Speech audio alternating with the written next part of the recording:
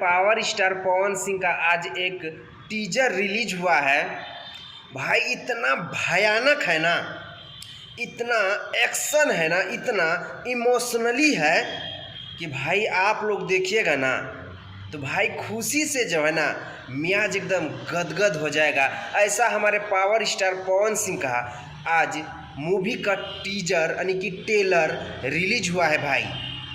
भाई अगर आप लोग अभी तक नहीं देखे हैं तो डिस्क्रिप्शन में वीडियो का लिंक डाल दिए हैं, आप लोग जाके देखिए और आप लोग बताइए कमेंट में कि आप लोगों का हमारे पावर स्टार पवन सिंह का भाई गजब का एकदम भाई देख करके ना एकदम खुशी से मियाज गदगद हो गया कि भोजपुरी इंडस्ट्री में एक ही शेर है तो वो है पावर स्टार पवन सिंह।